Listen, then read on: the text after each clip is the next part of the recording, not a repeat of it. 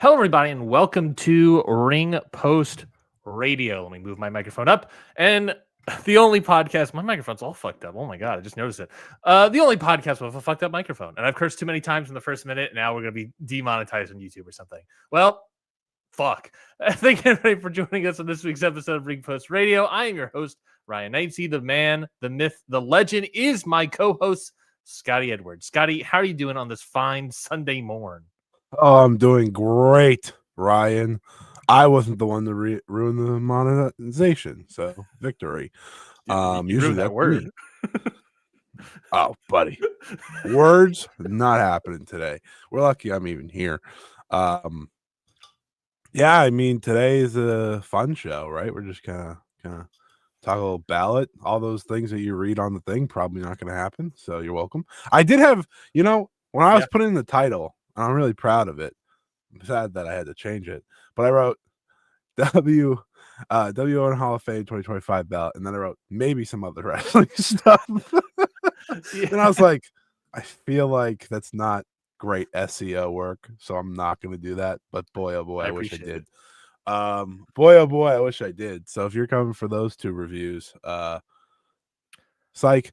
Yeah. Yeah. I think last night you said that you didn't have a lot of juice behind you, which is totally fine and fair, obviously. So we're like, okay, let's do a shorter episode. And we thought, I think we said it in our end of the show last week that was like, this week, today's episode feels like it's going to be a lighter episode. Obviously, we have like the N1 finals, and I watched that this morning. We have Destruction of Kobe, which happened this morning, but I only watched 3 matches from it. It was the first 3, so nothing of note that I noticed. But I do know there was title changes on that show. And then like Stardom Korakuen Stardom Korakuen Hall show. I will ruin words. Was I don't you probably watched the rest of the show, but I watched the main event, and that was a good match. Show.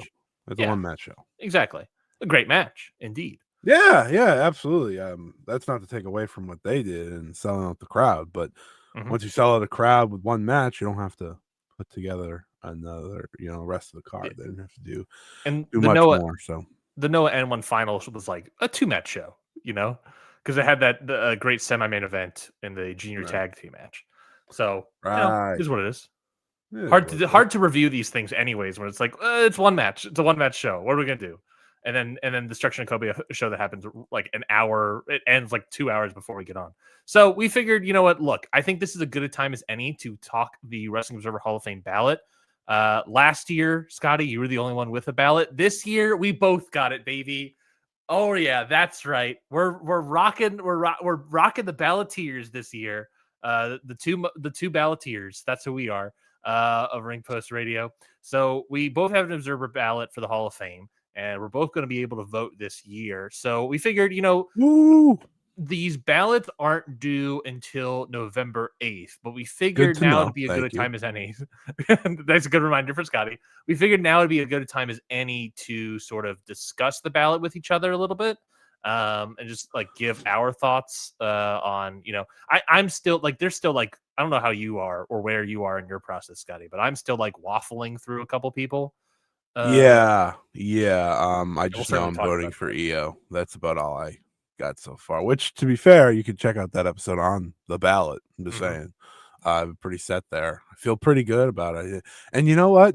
We have a nice buzzer beater to pump up her case a little bit extra, which is pretty nice too. So no, I'm excited because I think, one, it's really cool that we both get to vote. That's fun. I agree. But I think it makes this conversation a little bit more in depth for us, because I think you're going to kind of just see our real-time thinking and how I'm not even kidding you. I'm going to write down who we talk about that I kind of want to pick while we go, because that'd be good. I'll probably do the same. Because for me, I did this last year with some people. I feel like talking it out with people, just like fans, I think is fun.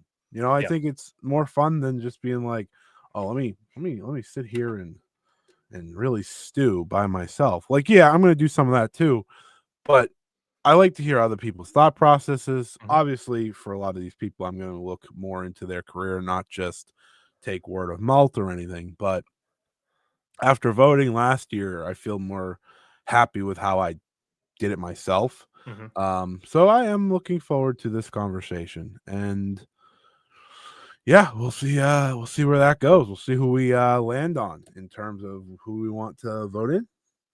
Yeah, I sort of feel the same way about the discussion of it all. Like a thing I sort of realized, I recorded 2 episodes of the ballot.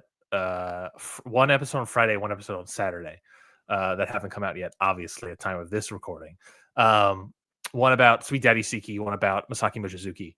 And I sort of realized during those shows, so late into this year, Scotty, so late into the season of doing the show, because I've had this conversation with like a previous guest and Ethan Tyler about like what is the show? Is it like debate, discussion, like showing some love for somebody? And I feel like what the ballot show is, and I'll talk about this more in like solo audio for the ballot feed itself, is like trying to bring on a guest and that we can sort of, assuming there is a case, construct and present the case. You know what I mean? It's not. I don't really want the show to necessarily be a debate. Right, of course. It can certainly be at times for sure. Sure. But the reason I'm bringing on a guest that like is perfect for this wrestler is because 9 times out of 10 that guest is going to show some love and praise and present a case for this person. I think making a case is a great strategy, and always thought it was a great strategy for your show. It's why that's actually like it took me a year to realize it. half my studying though is going through the ones I'm voting for. I will not be going through some of the British because I cannot vote for that. I'm sorry. For the rest of the world. Yeah. Sorry. As of respect, I'm not going to vote in that section. But I think like, I don't know. I think as someone who's on the show this year and last year, we didn't really debate last year either. But for me, I thought both times you kind of had the idea of let's make the case. So now for us here today, this is going to be more of that debate part, I feel like. Yeah, and I don't know if we're really going to be too far off on a lot of people. I think you and me are pretty, like it's going to be like those last handful. Like who am I going to waste? Who am I going to use my last? No, waste is the proper word. Who am I going to use my last 2 modern votes on? Right, that's essentially the big talking point type thing. Yeah, and I think that's the fun part. I think like Japan similarly to a degree. I think less so you, because I'm pretty confident I know who you're going to vote for in Japan. I truly might just vote for you. Yeah, and I think that's fair. Just trying to get her in. Yeah, I think that like he altered some of the way things work now. So yeah, I think that like especially modern and Japan's getting a lot of conversation, but I think like modern has that a little bit too. Of like, I just kind of feel like there's going to be like there's going to be like look at modern, for example. You get 6 votes, right? I think people more than likely are going to be like CM Punk and Cody Rhodes are probably going to go in this year. And then maybe a third, maybe like the Briscoes or something. And then from there, it's like you get 3 other votes. And I think it's just going to be split between everybody else. And it's like, it's, I don't know how things are going to shake out. I think especially with like newer people, I think there's really strong cases for.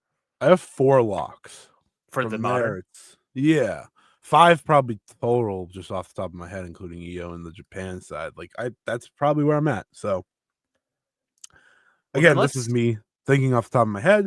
Now you get to see me just think as we go through. Well, then let's go through it. I'll open up the old email. And we'll just read from the beginning here of the Wrestling Observer ballot. This is our ballot for the 2025 Hall of Fame. This ballot is being sent out to major wrestling stars, past and present, major management figures in the industry, writers, and historians. I imagine we are the last 2 people probably in that group. If you're getting this, you are being asked your opinion on who should be inducted into this year's Hall of Fame class. The criteria of the Hall of Fame is a combination of drawing power, being a great in-ring performer, or excelling one's field in pro wrestling, as well as having historical significance in a positive manner. A candidate should have either something to offer in all 3 categories, or be someone so outstanding in 1 or 2 of those categories that they deserve inclusion. The names listed below are those under consideration for this year.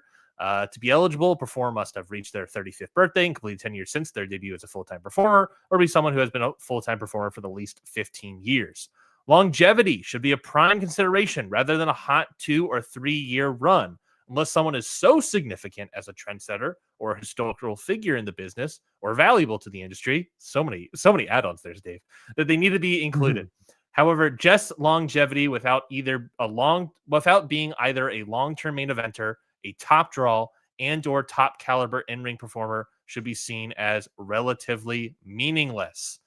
There are more changes in the rule this year, largely because the modern US and Canada category is so full of viable candidates. Each category is separate, and the number of votes in a category allowed will be 1 in every 3 people on the ballot. So each category will have a different number. I believe what that basically means in this case, I believe the rule change is that there used to be a rounding up or a rounding down, I believe, of the voting, or how many votes you get in a category. And here Dave is just saying, if for every 1 in 3 people, you get a vote. I think there was a little bit of rounding down. I don't exactly remember what it was. So the ideas categories with fewer balloters won't be easier to get in, and categories with a lot of balloters won't be so difficult that it causes a logjam.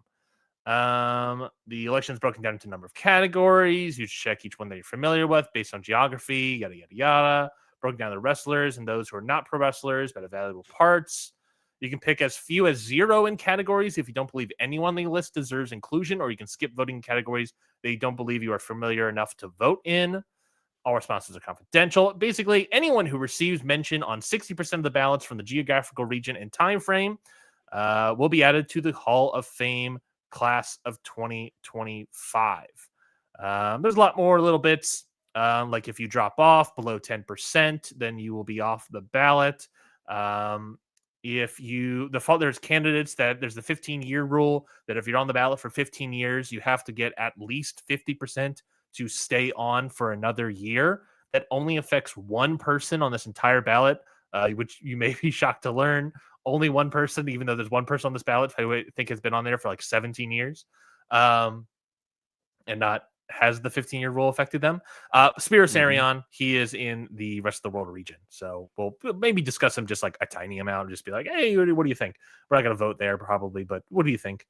Please return this ballot by November 8th. Email Dave back, yada, yada, yada. Or I'm going to send him a letter. You know, it says or by mail. So I'm just going to send him a letter. I like that you got to this point and now you're saying yada, yada. That was so much information. I said yada, yada somewhere in the middle, I think. It's a lot. It's a lot to take in of simply just pick these people. Like, pick who you believe in. And I will say this, I will probably sub to the Observer just to listen to the Hall of Fame episodes. I think he said they're doing 2 this week. I listened to the first one with John Muse and Ethan Tyler, like I said, former guests on the ballot. John Muse almost the yearly one. Almost a guest on the ballot. Didn't quite work out scheduling wise. John Muse is good. Yeah. I almost got him to do Sabu audio for that big Sabu bit. That's the behind the scenes exclusive for Ring Post Radio. Yeah, no, way to. Let's the ballot itself starts with historical, but I might just bring up of like, hey, here's the historical. Who do you? We're not. I don't think either of us are voting historical this year, but just bring it up as a thing. So. I think for conversation's sake, we'll start with modern, just because I think that's going to be where the bulk of that's going to be the our listenership will probably be mostly interested in. I'll read these in order of percentage. Who got the most percentage last year with ending in the new people? The new. So that is going to include. So you have 17 acts, I believe, with 6 maximum votes.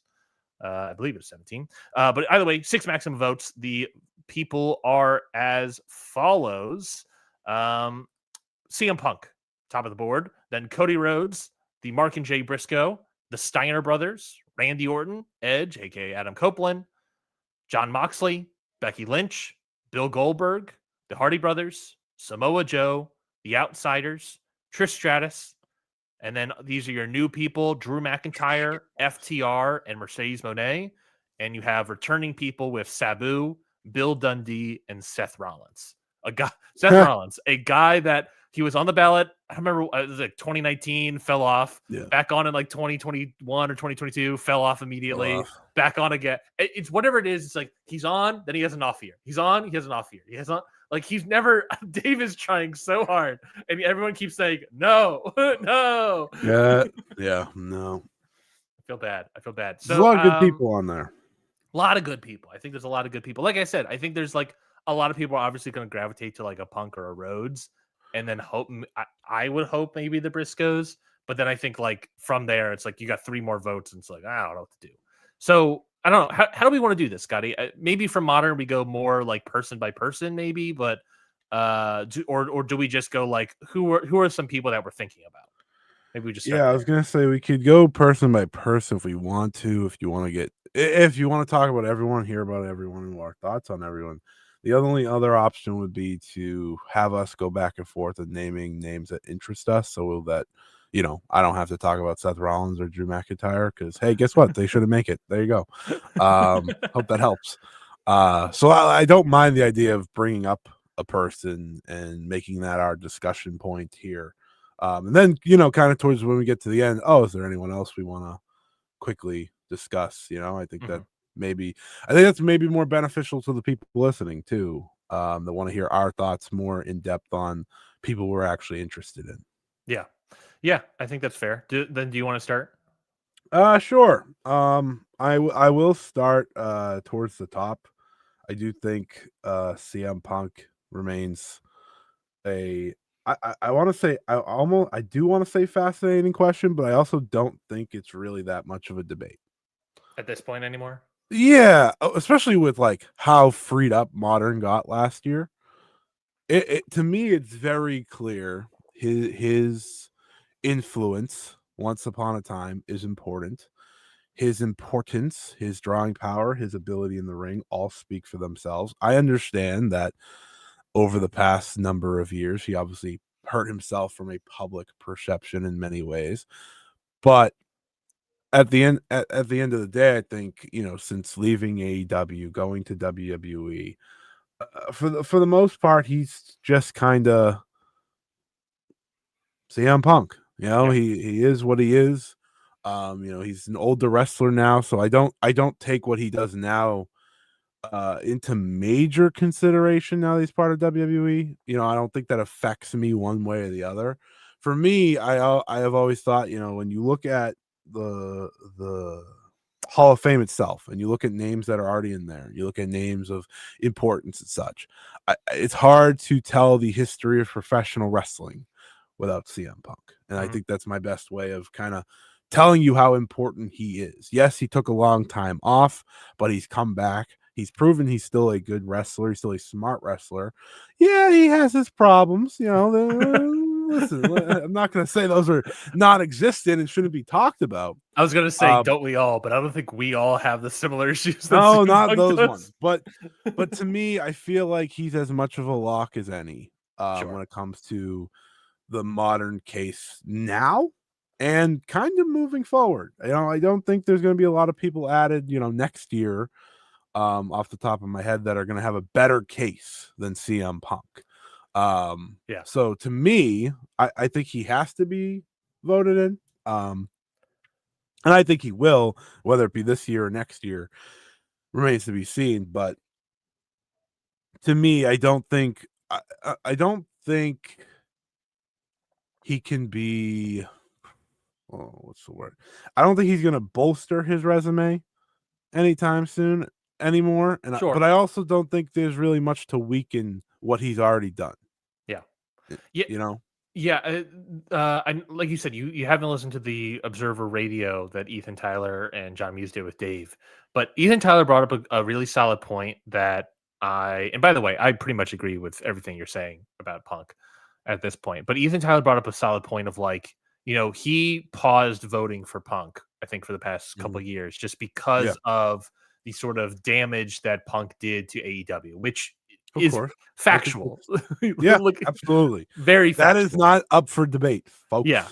but Ethan says like he's voting for Punk this year, and the reason the turnaround has happened for him is that like, not in a derogatory sense, I believe is what Ethan said, but like he has worked so hard to at least present himself, but you have to imagine some capacity in behind the scenes as well, to become like a company man in WWE, that he is doing things that are purposefully probably conflictory with his past messaging, right?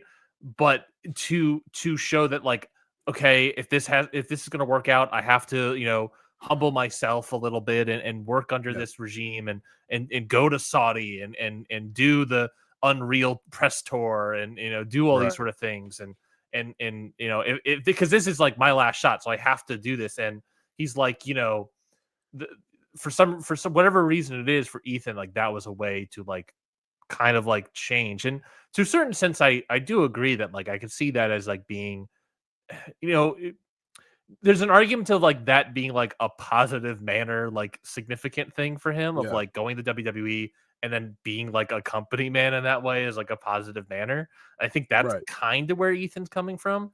I agree everything that you're saying about Punk. I mean, I think like very historically significant wrestler. Like I don't know if it's like positive manner or what, but like the idea of like even when he's away, him being consistently talked about shows how like even when he's not wrestling, he is interwoven within the fabric of the 2010s, 2020, or rather the 2010s, I guess, late 2010s, um, uh, conversation of professional wrestling. When he's gone, we are still talking about CM Punk.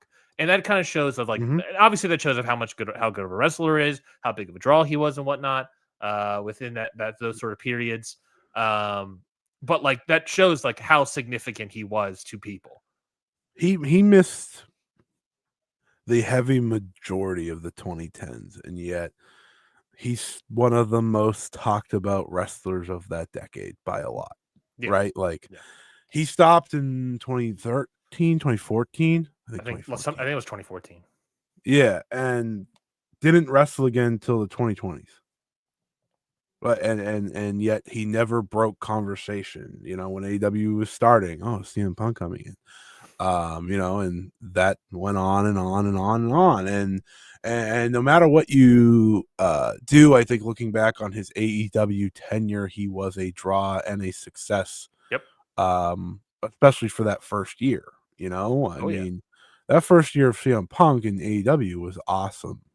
It was some of my favorite work I've seen from him. And considering where a certain guy that he feuded with for much of that first year has gone, I think maybe that bolsters his credit a little bit more. I don't know if you're talking about Adam Page or Jungle Jack Perry. I'm talking about MJF. A lot of feuds. A lot of feuds. Yeah, he did, but a lot of good feuds, you know. And I think another thing with him is a lot of people like one of people's favorite AEW matches isn't any of those three that we just talked about. It's actually the match with Eddie Kingston from Full Gear. You know, it's just like little things like that where you think of CM Punk's career, and while it is a bumpy road in terms of just himself, him and working with companies and such as that, he was always still a success. And the reason WWE brought him back is because that's what he is a success story. He is a draw. And WWE doesn't need draws anymore, but he's still pushed as one because you're more likely to want to see him than others. So I think you kind of nailed it in terms of you yourself and Ethan Tyler. I think there is something, while, you know, people are going to mock him for a lot of those company A things. And, you know, people are saying like, oh, he's changed. And it's like, well, he had to. Yeah. This is the last shot. At the end of the day, it's his last shot. He doesn't have, if he doesn't change, he's gone from professional wrestling. Yeah. I think there's also like something to speak to, like, and Ethan brought this up as well. A lot of my conversation, I guess, is Ethan points. I apologize. He's but good, like, though. He's good. He talked about like, is there something to like him coming back to WWE and also being able to have AJ Lee come back, bring his wife into the company, you know, and multi-year contract, you know, is there something to that as well? Because I think it's fair to say that like AJ Lee probably wouldn't have come back if CM Punk also wasn't back. I don't know. I don't know if it would have happened. If AJ Lee came back first, if Punk would have come back, I imagine that would have happened too. But you know, history is shuck out. I don't think. This is just me. I don't think AJ Lee probably had much interest in having to come back unless Punk was back. Just based on how long it even took after he came back for her to come back. I feel like him coming back from home every single day from the mill is From the mill. excited to talk about wrestling or Yeah. whatever, probably reinvigorated something in her too, I Yeah, imagine. yeah, and I think, you know, The old grind. and a feather in the cap for Punk for me in terms of my, his contribution to wrestling. A lot of many of my favorite moments in American pro wrestling do involve CM Punk. Yeah. I think that's an interesting part, and so many times he's kept products interesting when they shouldn't be. Yes. I think that's important in many ways of he's the one fighting through, he was the guy in early 2010s WWE that made you pay attention if you were paying attention, or kept you paying attention. Maybe that's the better word. And, he came to AEW and he made people pay attention. Yeah. There was a lot of people that still kept themselves away from watching AEW, through those first years. But when CM Punk walked in, that changed a lot of things. And I think another thing, and this is just a fun thing, but like the man sold out the was it the United Center? Yes. On a rumor just Yes. because he was showing up. Yes. Like, must I say more? Yeah. Like he sold it out on a rumor. Yeah. And Pretty strong. Pretty good case there. And it's one of the most memorable moments ever in pro wrestling history, not AEW history, pro wrestling history. It's a moment that, yes, despite everything that happened, you're never going to forget. And that's why I sort of bring up the historical significance part of him being away for that period of time, because it's like, yes, the end result of him selling out United Center on a rumor is obvious drawing case, but like if he wasn't he had no drawing case, obviously, Scotty, when he wasn't wrestling, when he wasn't working. But the fact that he was able to do that speaks to me of how significant he was as a character, as a wrestler, as a draw, whatever, before he left wrestling. That momentum staying alive through all those down years, going into a sellout based off a rumor, is insane. It's really commendable. This all being said, Scotty, you'd be shocked to hear this. I'm not going to vote for Punk this year. Wow. Now I'll say this. I should be voting for Punk this year because I agree with everything we're saying. But I am not voting for him simply because, and I hate that this is my first thing about this. It's because it is a meta vote. There are other people that I want to vote and keep on the ballot that I don't think are going in. Whereas I think that's fair, though. I feel very strongly that Punk is going in because I think he should. But there are people there are two people that are new returning to this ballot that I want to keep on the ballot for sure. And I would rather and then the other four people I feel strongly about that I want to keep them on. And it's just like I did something similar last year, so I get it. No, Yeah. I think it's for me. I don't have as many people I'm as locked in on, and also for me, from just a personal standpoint, if I were to waste a vote on one of the two top guys, not waste, but not give one because I think they're going to go in. I'd probably do that to Cody because I think he has. For me, I think he is more likely to get in out of the two. That's funny because I'm going to vote for Cody. No, I know. No, trust me. I knew you were. Yeah. But partly I'm voting for Cody also because he is the one that has lower percentage than Punk. Right.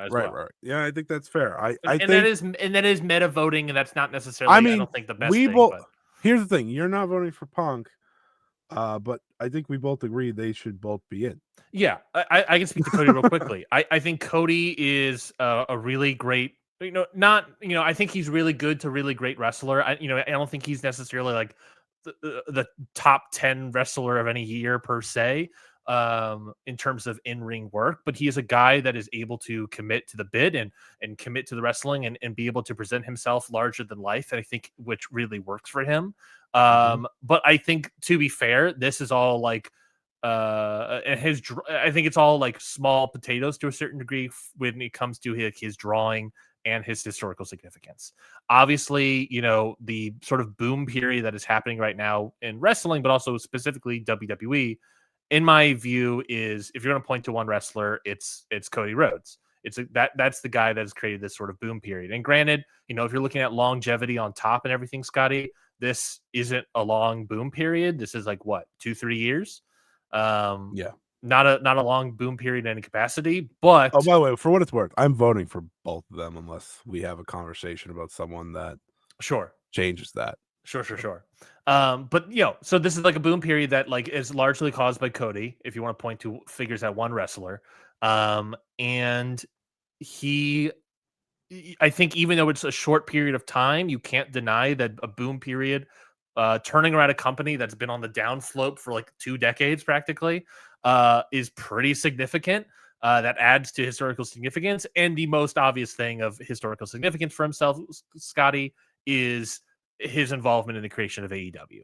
That is without question like a significant portion of it. One of the reasons why I vote for Cody is the creation of AEW. I think anyone that is involved with that, the Young Bucks, Kenny, I think it's an interesting conversation when it comes to Hangman Adam Page. Maybe next year. I think this is Ring Post Radio, so I have to make a joke. Interesting. You're more favoring the guy that helped create AEW than the guy that tried to take it down. Look, I'm a freakazoid at heart. What can I say? Continue with your point. But yeah, I think it's very obvious to say the creation of AEW is a massive historical moment in the history of modern wrestling, and you can't deny that his involvement of that is true. However, it has been foretold, and however he can't talk about it, for however he may or may not be written out of an AEW published book, supposedly based on a rumor. So I think the reality is that he was a big part of it. I mean, the rise, he didn't necessarily help. He was the first top star. What's that? He was the first top star. Yes, he was the first top star of the company, or at least one of the first. Whatever you want to call Jericho, I would probably say Jericho and Moxley. Yeah. I think with him, he was the first top babyface. Yeah, sure, true babyface. Because Mox would be like the other one, but he's obviously like more. A lot of people forget how super over Cody was for that Jericho feud. Oh, it was a great feud, great promos too. I just think Cody is a very strong choice. I think he should be a Hall of Famer. I think, as time moves on, he's just going to cement that legacy even more. I don't really have much more to say. Oh, the other thing is, like, we talked about this when we did the ballot 2 years ago with Cody, is that he also has like that year-long title reign of Ring of Honor that was the biggest business for Ring of Honor at that point in time in 2018, 2017, whatever year it was. He was champion for like the full year, and Dave gave all the credit to like New Japan and the Young Bucks, but like, I don't know. I feel like I'm also going to give some credit to the champion Cody Rhodes, who was in a lot of main events and semi-main events of that year as champion. And then also, I think there's I think being the elite is a big part of this all as well, and joining that group and becoming the groundswell comedic figure of that bit, and all of that culminating. I'm not trying to say that without Cody, I don't know if like All In and everything happens, but I do think that this guy, I don't know if All In happens. I think Cody has a level of engine and do-it-yourselfness that he can drive a lot of this. Even if like it might be for other motivations or whatever, getting back to WWE, he has the engine to drive and push toward these things. I think a lot of people like to talk Cody down, mostly from his former home, not in the company, but fans of said company, which is fine. I don't think that's a problem, because I do think sometimes his purpose can be overblown by some and then underappreciated by others. I might be overblowing it just a smidge. No, I don't think so. I think for Cody, and this is the best way to say it, he had the fuck it mentality. Like, let's do this. And I think that is something that you need, not just in wrestling, but in life. You know, if you're not going to take chances, how do you know we're going to get here? Right. And people could say, oh, well, you know, it's the Young Bucks and Kenny, like they're the ones that really helped push AEW. And yeah, maybe Tony Khan comes to them anyways, right? But All In helped. And when you look at the All In poster, who is front and center? It's Cody. He was a big part of that. He didn't main event the show, but he had the true story of the show, right? With that NWA stuff and building that up and help making that happen. And I think taking away credit is not what we should be doing. We should be giving credit, just like people did to the Young Bucks last year. I think for him, he is a Hall of Famer. And you look at his WWE run, like you said, I mean, multiple time WrestleMania main eventer, biggest draw in the company, been the top guy for going on 3 years now. Yeah. And he's just a success story at the end of the day. You know, he built himself up, and his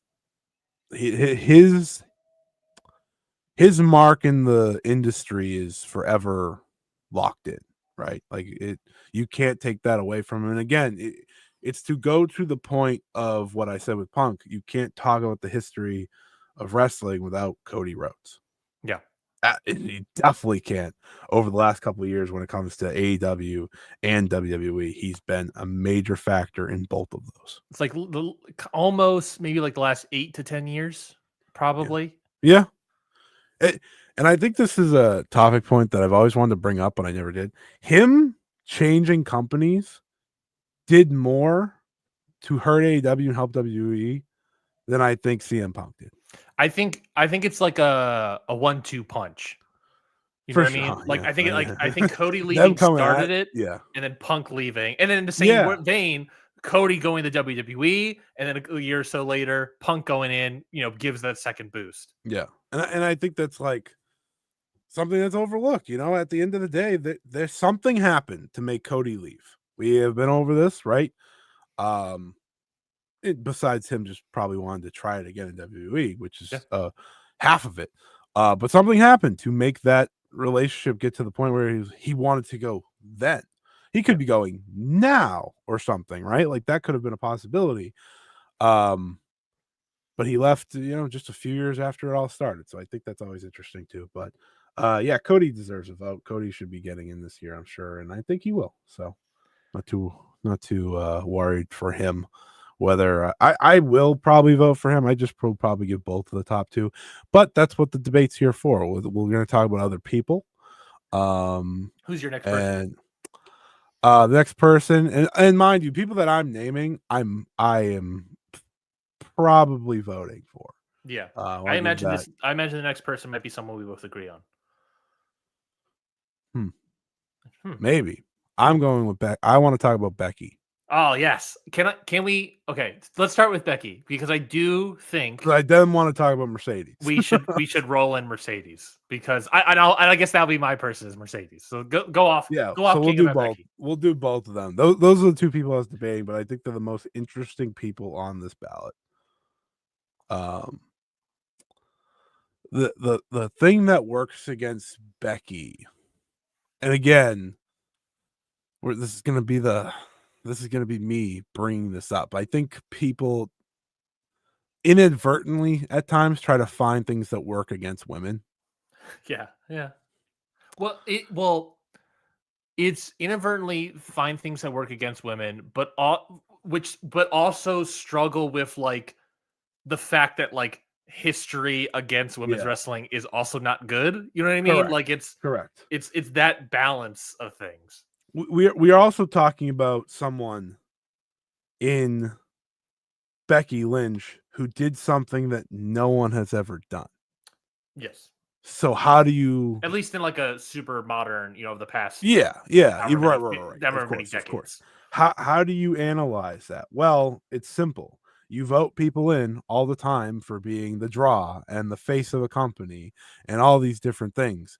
Guess what Becky Lynch was once upon a time in this company? She was a draw. She was the face of WWE in a WWE run by Vince McMahon of all people, right? Like, he went all in on Becky Lynch, someone who, by many cases, if you've heard her story, if you read her story, wasn't even supposed to get there at one point. You know, she had given up on wrestling at one point, but she came back around, gave it a shot, and became an absolute superstar. And both of us are very, very much fans of Becky Lynch. We've said it many times.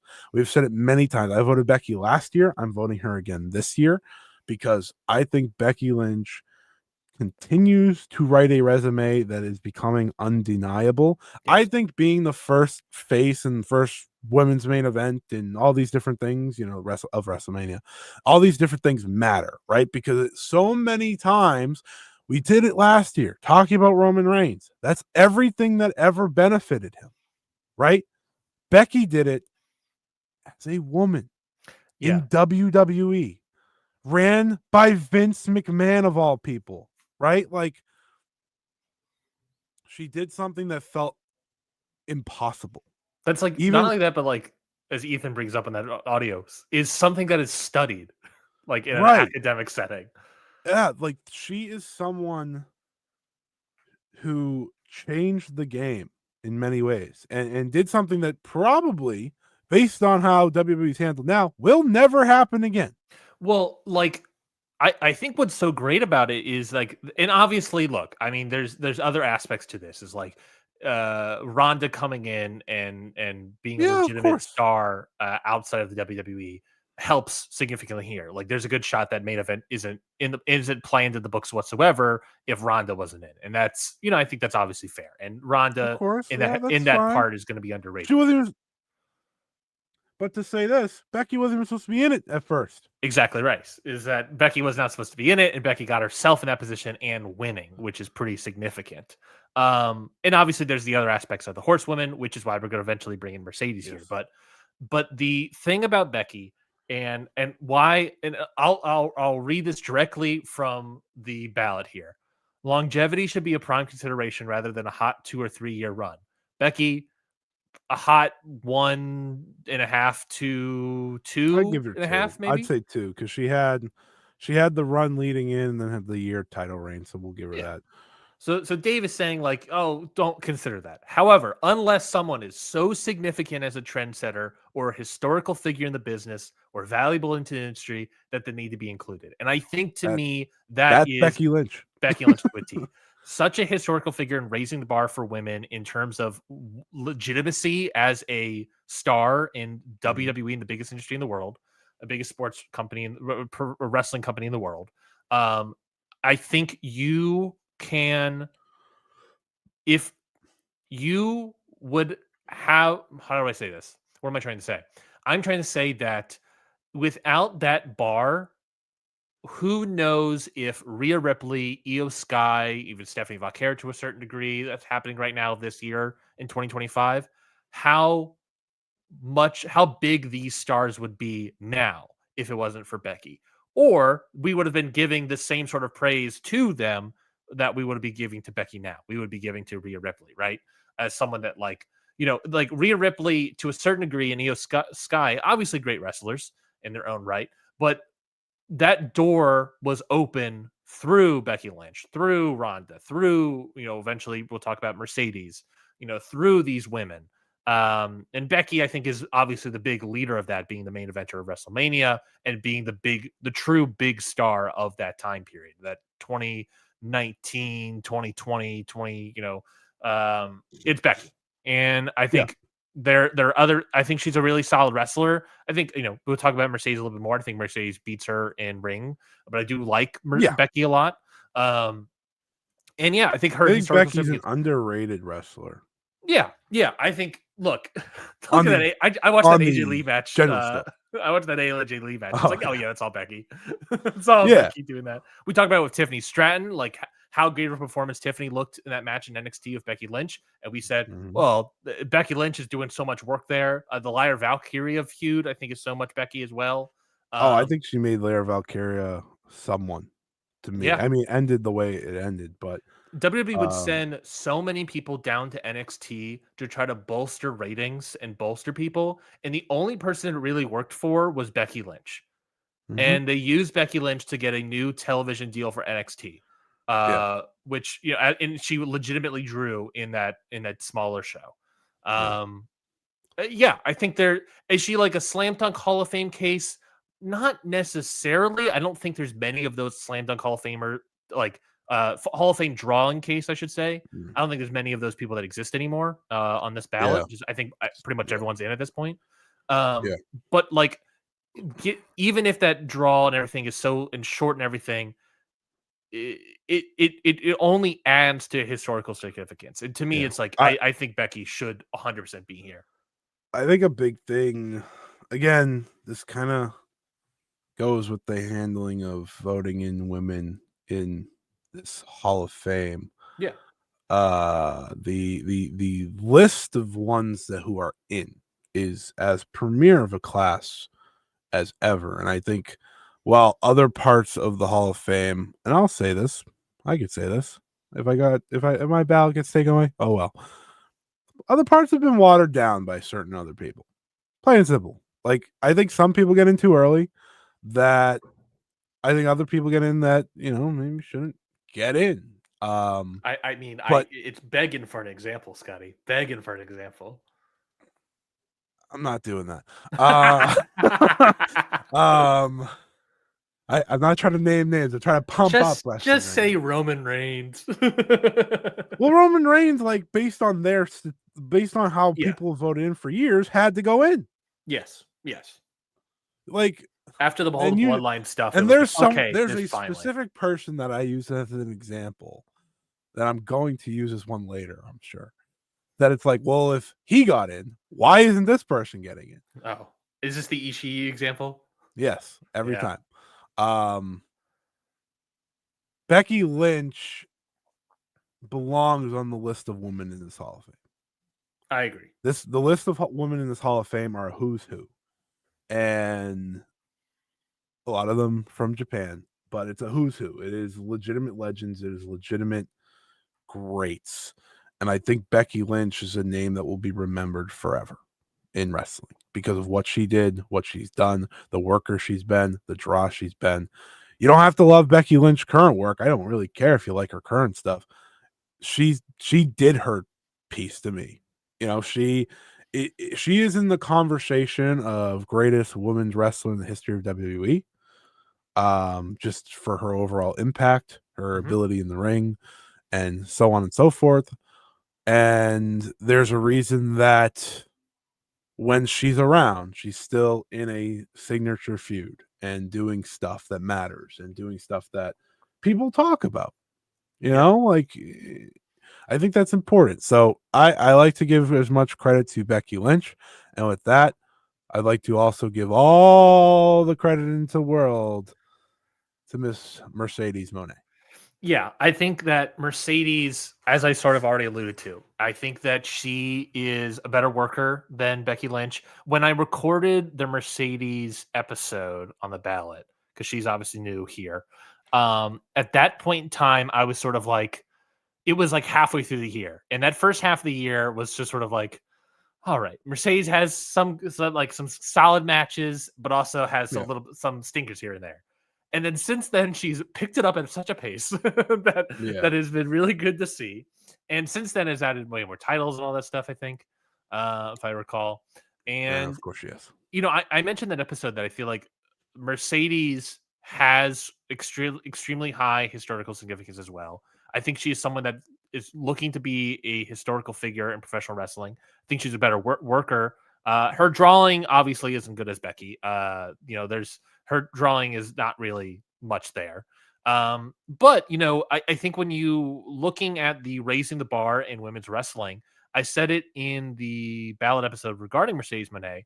Eventually, when she retires, Bayley retires in WWE, and the WWE vote him in the Hall of Fame and all that stuff, right? That Brooklyn match would become one of the WWE Hall of Fame matches that they're doing. you know, as ridiculous as that concept is of these Hall of Fame matches, 100%. It's it goes hand in hand with the rise. You know, it's the 1-2 punch, in my opinion, of being able to get Becky in there to the point that she's at. I think it's the Brooklyn match. I think it's Ronda coming in, and that's how you get Becky to the point, the output and all the cheering. And obviously, also a great match.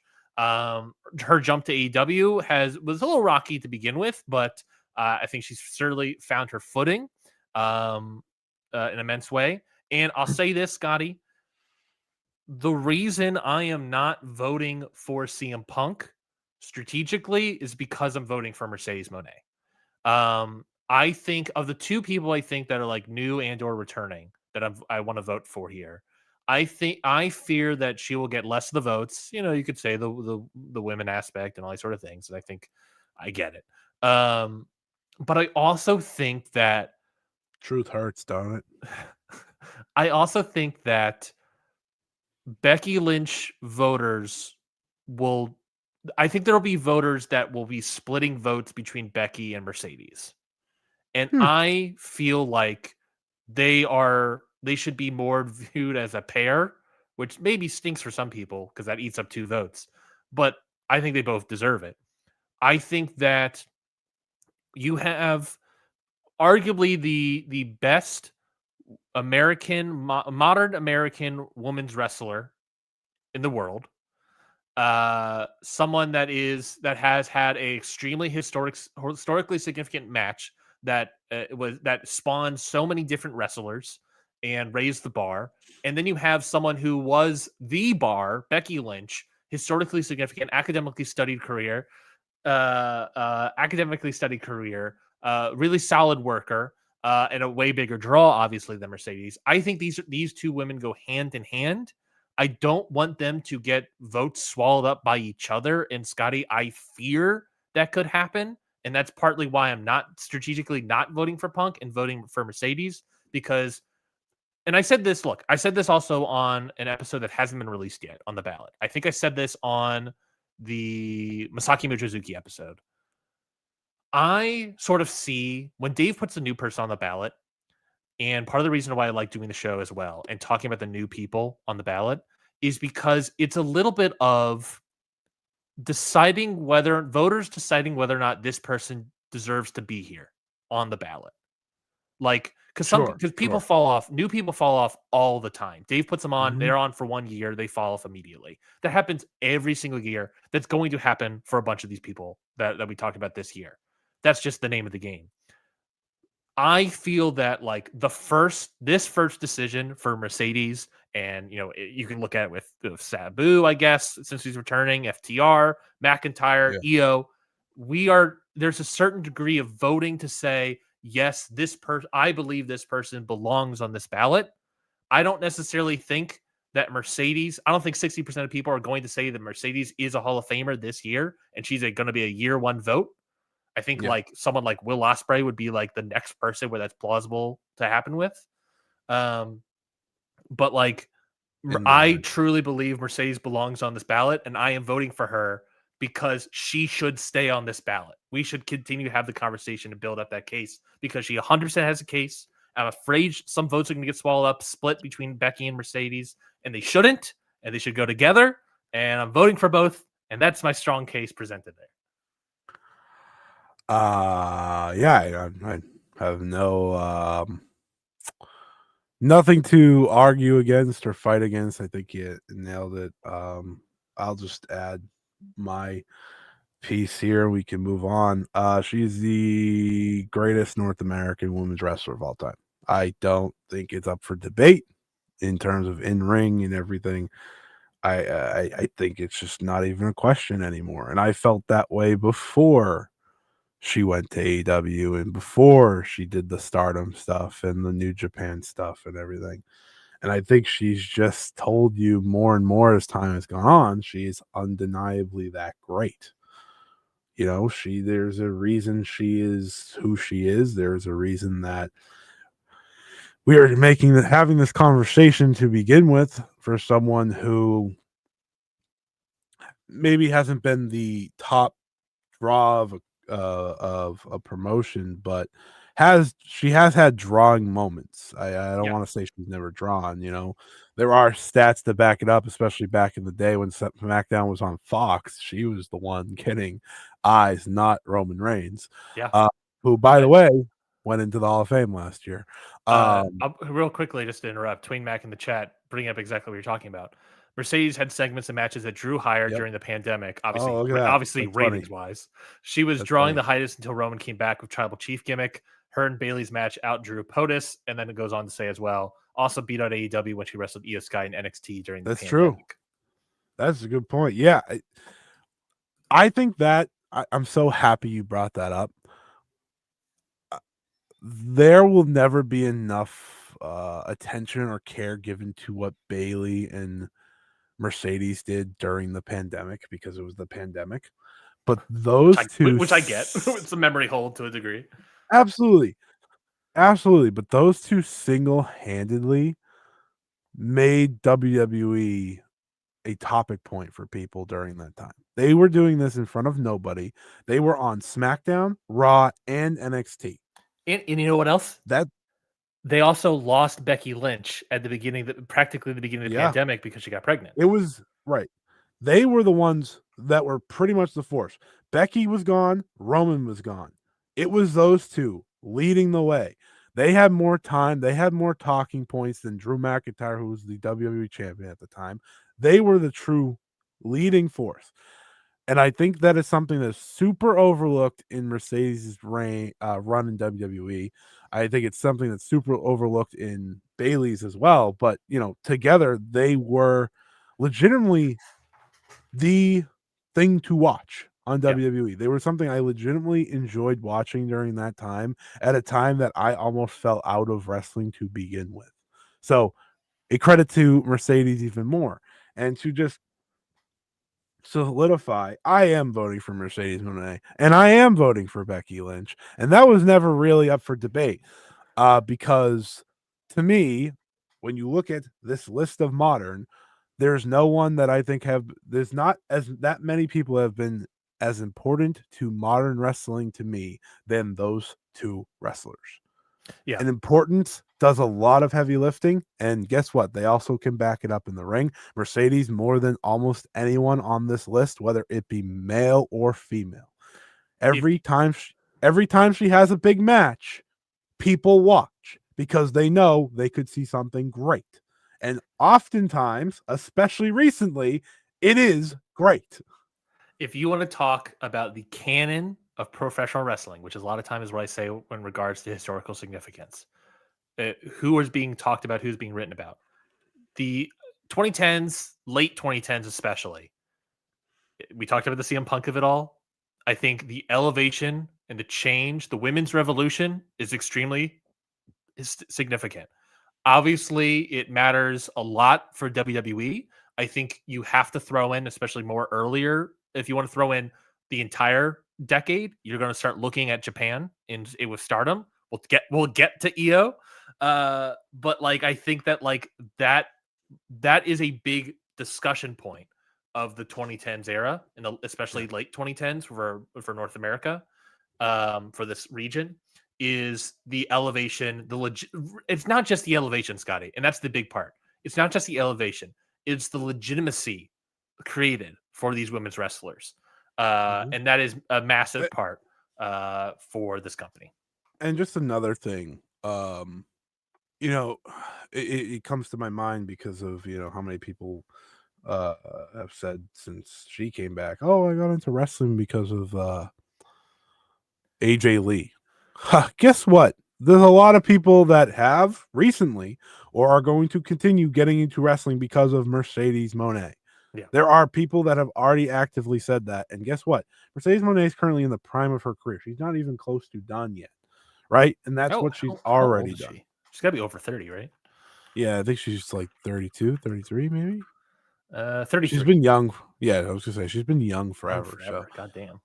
She's in her prime of her career, and she's someone that I just think is undeniably someone that the moment I saw she was going to be on the ballot, I was like, yep, I'm voting for her. I don't need to even debate it. But yeah, like to me, and I'm gonna say this now, I have no one else on the modern I need to fully dive into. Sure. So I'm gonna leave that to you to kind of pick, just to have some thoughts, because mostly we're already at an hour. But also because I think there are interesting topic points, but there's just some people I have no need to talk about. I guess like the John Moxleys of the world are yeah, and interesting. I can speak to I can speak to those people Yeah, because those are three more, I guess. the Briscoes are, of course, interesting. Yeah. Well, just real quickly, just some comments. Yeah. Twain Mac as well. Killer matches with women she's never faced before too. Could you imagine if she plucked someone from the WWE system and have them face someone they've never faced before? Obviously, I would also say that like a lot of those women compared to the WWE system are probably better wrestlers, especially like Joshi and Stephanie Flair, and but yes, also very true. And then Eternal Pure, I never seen CM Punk have a bunch of white boys holding 9 belts for his entrance. Say he's got him on this, and obviously Eternal Pure earlier. I do want to shout this out because it's so great. Hall of Fame stinks until they get Saida in there. Yeah, baby. Yeah, bang that chest. That's good. That's good. Shout out to both of you. Thanks for the comments. Yes, I appreciate all this. Oh, I didn't even press the goddamn button. Money. Sorry. In a positive manner. Well, I don't know about positive for Rico's video, but positive at least for us. Yeah, I think if we want to do some quick hitters, I think the other 3 votes I can just quickly talk about, Scotty, just to go right ahead. Time. The Briscoes, I think, are very good. Obviously, there's drawing stuff, but I think their output as a tag team, you can probably name hundreds of matches of like legitimately great matches throughout their years as wrestler. That longevity of 10 plus years as a team is so great. Some of the best wrestling at the end of their run, sadly, but they've always been great since the beginning. Just truly great wrestlers. I think they deserve a lot of love. I get that it's also a smaller promotion, a Ring of Honor, and all these sort of things, but I just can't deny how great of a tag team they were for that long. Yeah. Moxley, I think, is very important as well, especially if you're talking about the importance that he has had for AEW. I believe John Muse said in that audio that John Moxley has been champion for about like a quarter of the promotion's history. And a lot of that has to do with like, hey, look, when AEW starts going the wrong direction, who does Tony Khan turn to when he needs to like an easy point, like someone to right the ship to a certain degree? It's John Moxley. You can say Samoa Joe as well, but I think John Moxley as well helps right the ship. A guy that was such a big deal at the very beginning of the company and world champion at the time as well, that he's able to get AEW another contract deal where they start making money, real money. Yeah. And look, and I think like a lot of people this year, there's the topic of the Death Riders and how much of a sticky poo thing that was. But by Revolution, Double or Nothing a little bit, that's when things, if I recall, start turning around for the Death Riders. And once we get to the idea of Hangman Adam Page or Ospreay, but especially Hangman Adam Page going up to All in Texas, a great gate, the biggest gate in North America that isn't WWE. And what that moment was, also a great fucking match, 5-star match from us. Just such a great moment for Moxley. I think there's drawing. I think there's historically significant. I think there's a great worker as well. And then lastly is Sabu. I think a guy that is, a small longevity peak of like basically 3 years on top of the indie scene, but like a legitimate indie draw, a guy that would draw in the indies when there was no television, Scotty, or at the very least, the television is just regional. And he's becoming an international star, which is an insanely thing. Great wrestler for what he does. A guy, which is crazy, a guy that has historically significant. He's the guy that popularized tables in professional wrestling, at least in America. We wouldn't have all these table spots as we do today if it wasn't for Sabu. And the difference, and to bring that up, the difference in table stuff to what it has become today, which is bastardized in a lot of ways. That bastardization is Vince McMahon's thinking of table spots. When Sabu was going to come in for the Royal Rumble one year, WWE, and Vince McMahon was like, okay, Sabu, what we're going to have you do is you're going to come out and you're going to bring a table to the ring with you. That way you can use it immediately. And Sabu said, no, Vince, I'm not going to do that, because why would I do that? Why would I bring a table to the ring? I'm a wrestler. I'm just going to I'll just use a table at ringside. Like, he's like, it doesn't make any sense. He had a logic about the tables, and that is what made it popular. And obviously it was Vince McMahon's vision that has been bastardized into what it is today of we want tables chance and all that jazz.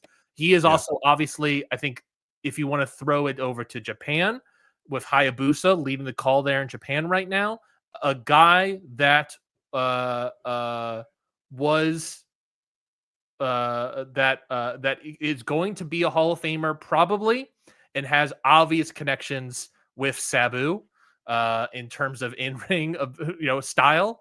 So one, if you were talking about Becky Lynch and Mercedes Moné holding hands, I think there's a holding hands aspect to Sabu and Hayabusa as well.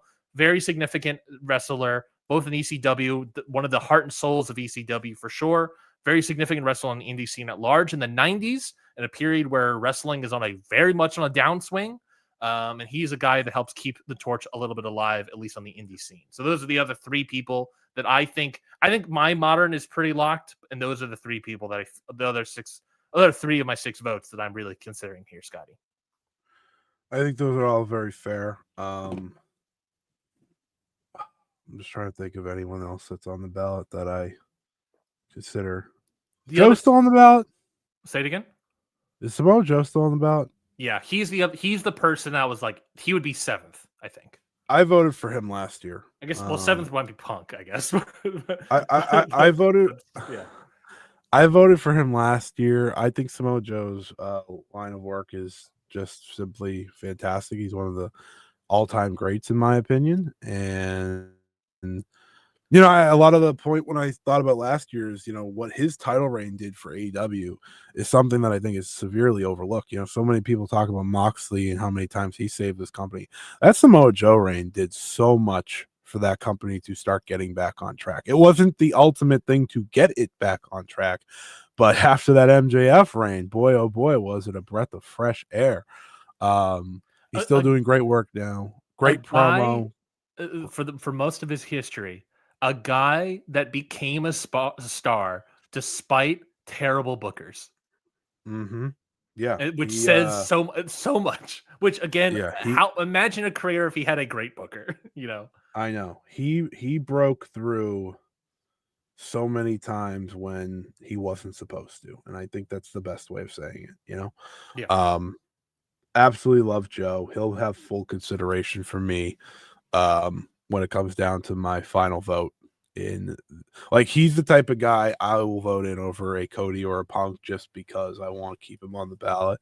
I also think at his very best, he's better than both of them. I agree. So that's a real thing. Samoa Joe should be as big a star as a CM Punk, but again, booking kept him down. The way he looked, I guess, kept him down, but he always fought through and defined. Even my favorite story, just to end this modern topic, my favorite story is when they told him when he went to WWE, you were not going to call you up. You're here just to help in NXT, be a player coach. Yes. And he was so freaking good that they're like, what were we thinking? We have to put Joe up, that's how good Samoa Joe was.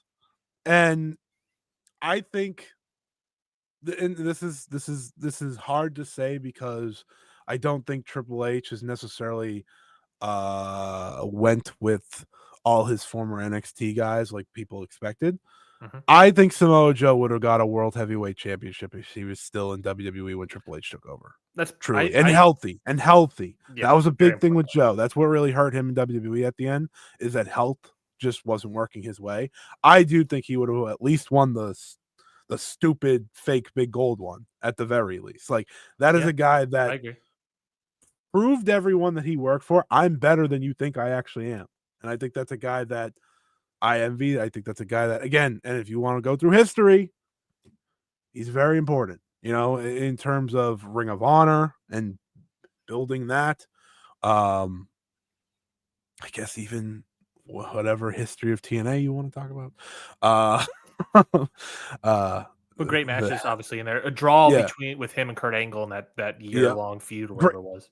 Great matches everywhere he's ever been. And I think his AEW stuff is really fantastic. So I think I was going to vote for him before Sabu got put on, and then I was like, I think that, and that's very unique, obviously. And I think that's a understandable point. For me, I don't want Joe falling off again. I think it's criminal if he does. Agreed. I really want to vote for Joe, but he's fallen off before. Yeah, I really want to vote for Joe, but because I think he came back a lot last of people year. To vote for. I think he came back last year. Yeah. I honestly, he'd probably be my favorite for my last vote because I just fucking love Samoa. I said this last year when we were talking about it. Like, who's going to be your last vote? I was like, I just fucking love Samoa Joe. And look, if he stayed in WWE, he probably would have had a world title shot. But he didn't, and he got to play Sweet Tooth. And I think, damn fucking right. And he won the world title in AEW. He did it anyways. Which I'll tell you, that was definitely not supposed to happen. 100%. 100% not supposed to happen. So shouts out to Samoa Joe. Absolutely love that guy. What I know you had a hard out. Did we go going for 90 minutes roughly? No, we can keep going. I would like to talk Japan at least. Yes, let's talk Japan. So they have 11 acts. Japan. I'd like to talk EO. I don't have much else. I know. Let's talk Japan. They have 11 votes this year, or 11 acts in here. 3 votes maximum in order of highest percentage to the new people. You have Hayabusa, the highest at 53.2%. Manami Toyota and Toshiya Yamada. Yoshiki Fujiwara, Yoshihiro Takayama, Tiger Jeet Singh, Meiko Satomura, Antonio Inoki and Seiji Sakaguchi, Satoshi Kojima and Hiroshi Tensan, Zack Sabre Jr., Io Shirai or Io Sky, and of course Masaki Mochizuki. Scotty, why are you voting for Io Shirai? There's a great episode of The Ballot everyone could go listen to if you really want to get my full thoughts. But we don't have to talk about her too much because there's a whole hour plus long episode about you specifically. There is. My appreciation for Io Shirai, Io Sky, I don't think needs to be amplified again. But I will do my best to keep it concise here. Io is one of the most naturally talented professional wrestlers I have ever seen. Yeah.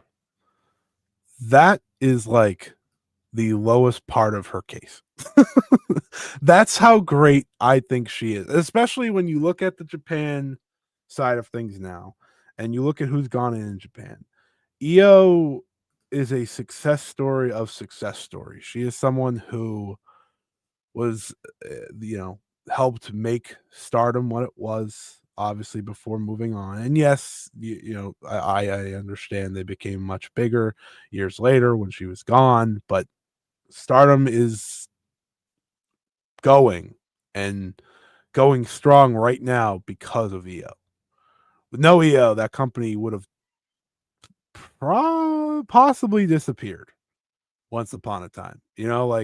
People don't understand, like, when the incident happened, what that did to that promotion and how the direction of Meiko and Io is what helped save it. And her in-ring work alone, time to bring up Tomohiro Ishii, is as good as any in terms of modern Japanese Joshi. But just beyond that, anyone in this Japanese section, to me, I don't think there is someone who has stepped into the ring and made people better more than Io, possibly on this ballot for me. Because when I watch Io, I am always amazed at how truly great she is, but how truly great she's able to bring out of her opponent. And you are watching in real time her become a true top star in WWE. That was something that felt unthinkable 3 years ago. She was let alone leaving. She right? was exactly. I think was she confirmed out the that door. recently. She was going back to Japan. She was going back to Stardom. Mm-hmm. That's where that was what happened. But then Vince got booted. Triple H came into power. Triple H kept her, and Triple H has gone with her. Well, Triple H Not kept immediately, but she was not really much. She was like a kind of like an extra person there a little bit at the very beginning. She was. And then once like Bailey got injured and Dakota was gone, it was like, well, we're going with Io, and it worked. And they then, used damage to control to make Io. Yes, they made her, and she was so popular they had to turn her face as well, because she's such a natural baby face as well, which is also crazy because in Stardom so much of her time is a heel as well. Her heel work's incredible too, but yeah, the way she wrestles, she has to be. She had heel work in Stardom, but if I recall, that also she was way too popular. She was still cheered. Yeah, she was still cheered. Io just breaks through the. It's much like Saya Kamitani now. Obviously that's a bigger extent in Stardom overall now, but she's a heel, but that people love her, right? Like that's the same basis. Yeah, talk to us about Saya Kamitani and how old is she? She's not 30 yet. She's 28. Talk to us about Saya Kamitani in 7 years. Yeah, she's pumping her Hall of Fame case right now.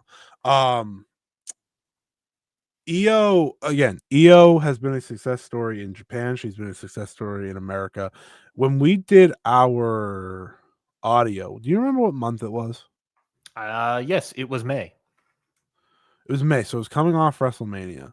Her reign only got, her reign, or let me rephrase, her popularity has only gotten stronger since then, in WWE. And I have heard several people say that they believe, and these are from great sources. Several people say that the best wrestler in WWE of 2025 is Io. Yeah, that a lot of people think she is WWE's Wrestler of the Year, and it's not even a conversation. And I think that again, to do that in the modern sense is very impressive for, especially in a WWE ring, for woman, let alone a Japanese woman, because the history of Japanese wrestlers in WWE is not great. It's not. Io winning at WrestleMania was the first win for a Japanese wrestler since Masaki Mochizuki. Not Taka Michinoku. Taka Michinoku. I'm thinking about Masaki Mochizuki. Thinking about him because he's on the ballot. No, Taka Michinoku. That's who I meant.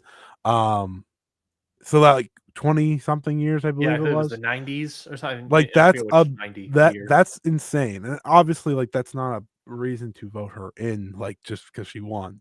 But she had the best match at WrestleMania this year, undeniably, not even a question. That is what she did. And so many times she's had the best match on a WWE show, time and time and time and time again. I just think her body of work, whether it be in ring, people have started voting people for just in ring now, and to me that alone does so much for her. But also just her ability to become a star in WWE, to be part of what helped make Stardom once upon a time. That's a historical significance because Stardom has become such a big promotion, such a big part of women's wrestling, and such a big part of Japan. We are now living in a time where the Tokyo Sports MVP favorite is a woman. Again, we don't get there. Io was winning the Tokyo Sports Grand Prize every year, by the way, the women's Grand Prize. She won it 3 in a row. I'm pulling it up now. No one has won 2 in a row since then. So I will just say that how incredible her run was. And yeah, there was a lack of maybe other names to win at the time, but still. 2015 to 2017 is what that was. Yeah, and then guess what? She didn't win the next year because she went to WWE. There you go. You know who won it right before her in 2014? Give it to me. Meiko Satomura. Yeah, there you go. And I think her importance to help bring Joshi back overall is also very important, something very overlooked. You can Stardom as a whole, of course, was a big part of that, but Io being the center point for so much of the first decade, we can say, she was there until 2018. So we'll say first decade, really. Give her a lot of that is very important. And, she helps draw when she comes back to Japan. Yeah. So that's pretty cool. Yeah, I think Io is real draw last year too. Like move so many tickets last year as well. Guess what? I could tell you right now, she moved a lot of tickets this week too. Do you have a number? Because I think like last year was like 700 or something. Or there's no number. There's no number yet, but a lot of sections sold out. Yeah. In like I had them before, and I like just on the ticket sites, it was like, oh, let's see what's open now and let's see what's not. And that was just a couple days. Yeah. They've given her a month to sell more tickets. They've given her and the reunion of Thunder Rock a month to build, just sell that show itself while adding other stuff along the way. I have a very personal appreciation for Io. Obviously, some people may not like me for that. But I'm not covering this. I'm not even doing this podcast without Io. Truthfully, like I would have been out of wrestling. So my appreciation for who she is and what she is and her body of work goes without saying. And she has the influence. There's many wrestlers have come through the Joshi scene now that have said, "I am wrestling because of Io." The Marigold World Champion literally says it. You can even point to like helping put together the in-ring work of like Mayu. Like, someone who's starting out was a little rough around the edges, and working with Io helped a lot of that. Kairi, you could also throw in there if you want to throw in there. She helped a lot of people. Io was the person that gave someone their best match, and still is in many ways in WWE. She often was the person to give someone their best career match, and I think her being who she was helped make Mayu who she is now, and I'm not going to give you the Mayu rant. That'll be a couple years, but helped make Kairi and all these different things. So I think Io's case is undeniable, whether it be this year or next. But based on everything she's done and succeeding in WWE, like that two-parter, I think makes her like she's got to go in. And it's interesting time. We're now starting the Stardom topics. The Stardom discussions in the Hall of Fame. So it'll be fascinating to see how they continuously go. But again, when you look at the list of women in this Hall of Fame, Io Shirai is undoubtedly one of the wrestlers that should be part of that list. Yeah. I'm going to rework a little bit of my Stardom attendance data. You can hear more, way more about Io Shirai, Io Sky, in the episode that came out of May about the ballot with you and Trent talking about her. I'm going to throw it to an episode that I just How many recorded. votes do we have, by the way? In Japan, 3. Yeah. Okay. I'm going to throw it. It's 100% probably recency bias because I recorded it yesterday, Scotty, but God damn, did my guest Alan Farrell convince me on Masaki Mochizuki so much. A guy that, again, I'm going to throw up that longevity thing real quickly. I won't talk too much about him because I just talked about a bunch of them yesterday, and there'll be an episode about him with Alan Farrell, who we'll talk way better about him as well, because a guy who watched him like in real time during the past like 20 years, but a guy that's been wrestling for 30 and has been wrestling consistently on a high level for, Scotty, 30 years. Yeah. Even at the age of 55, he's having at least 4-star matches every once in a while. Slow down a little bit, but still able to go at that level. But again, looking at the longevity list, longevity should be a prime consideration rather than a hot 2 or 3 year run. Yada yada yada yada. However, just longevity without being either a long-term main eventer. I did a bunch of attendance data in the first 8 years of the promotion, which include the 7 best attendance years for the company. And his in 2011, which is his world title reign, or his second world title reign, which is put him at 4th overall. Lou Thesz, Ric Flair award winner, 4th ranked in 2011 behind Hiroshi Tanahashi, CM Punk, and John Cena. Crazy. Yeah, pretty crazy. But he, my attendance data, he was anywhere between, depending on how you look at the Japan attendance, which is a fair thought, anywhere between ranked 3rd to ranked 9th overall in the promotion's best years. So long-term main eventer, he has longevity, top draw, a little bit better than just longevity on a long-term main eventer, and/or top caliber in-ring performer. We're looking at 30 years, Scotty. Alan said that he watched a match that was between Masaki Mochizuki and Yamato in 2021, and he said it was like a 4.5-star match. And I said, I watched a Masaki Mochizuki versus Yamato match in 2011 last night, and I went 4.5 stars. That's a decade apart.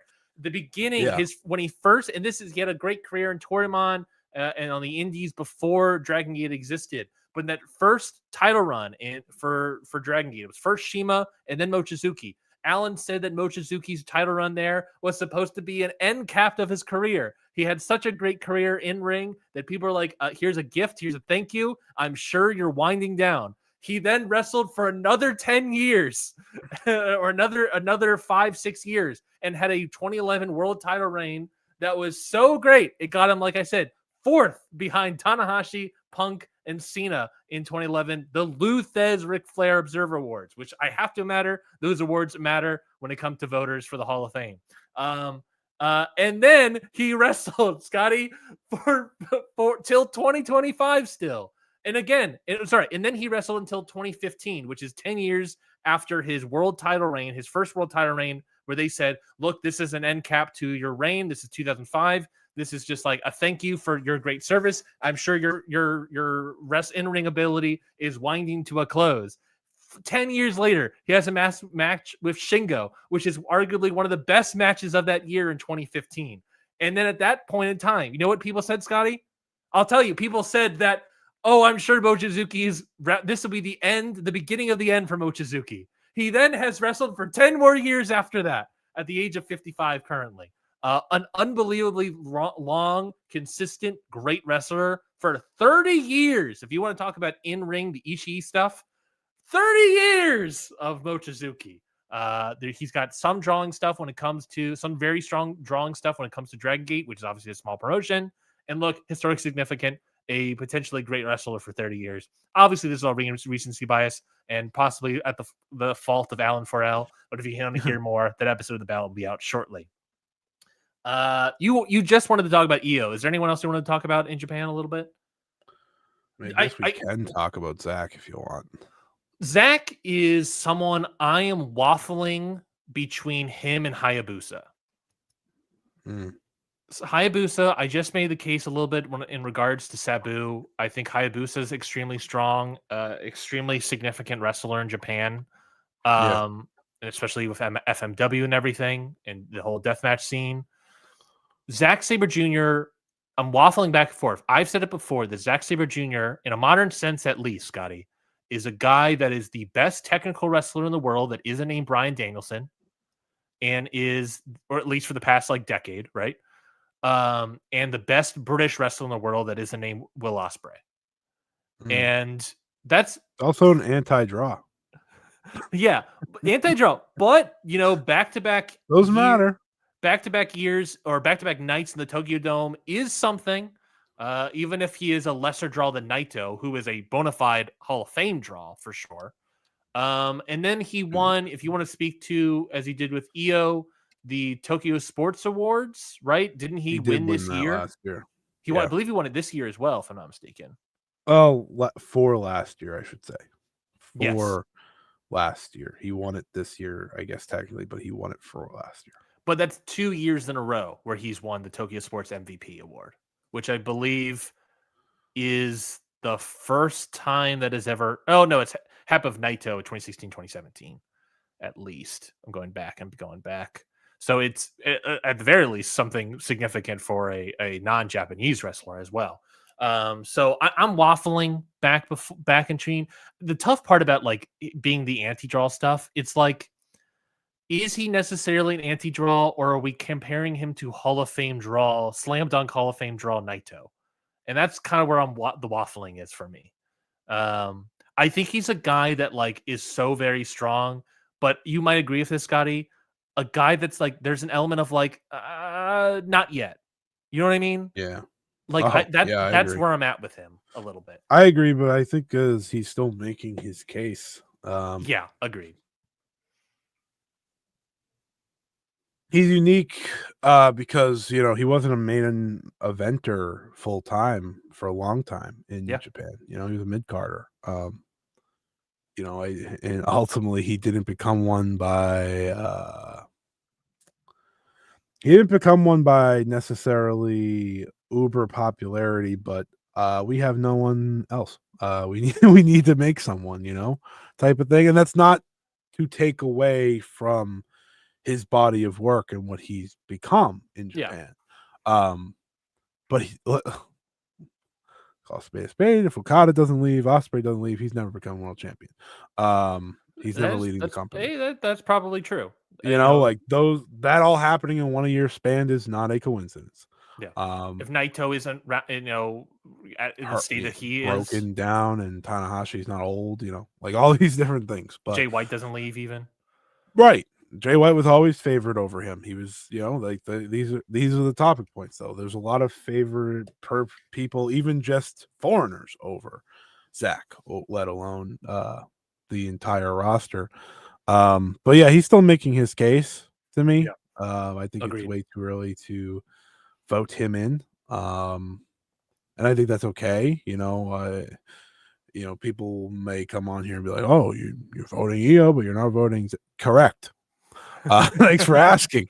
And not even questioning it. Because I'm voting for EO, and I'm probably going to vote for Mochizuki. Yeah. I think those are very fair. I think both very important for the sub brands of Japan, not New Japan. I think that's it's like, who else are from New Japan? I mean, Inoki and Sakaguchi. All the main New Japan people are in. Kojima and Tenzan. But my point is, like, those are the topic points moving forward, right? Is we're talking about the Dragon Gates and the Stardoms more because all the main New Japan people are in, but also now's the time that these other promotions that are super popular now had their beginnings to discuss. Right? You just talked about Mochizuki. I talked about EO, and I think that's fun. I think that's a fun part of all this is seeing how much appreciation and care I think both sides get moving forward. Again, I will continuously bring up the lacking department for women's wrestling in this, and the overall change that I think it needs And listen, there's 3 prime, incredible, historic women's professional wrestlers on this list: Becky Lynch, Mercedes Moné, and Io Sky, all for very different reasons. I think all 3 helped define the 2010s in wrestling. Absolutely. And I think that's awesome. I think it's what you want to see out of these ballots moving forward, and there's so many other great women to come, but these 3, this is how we start setting a new bar.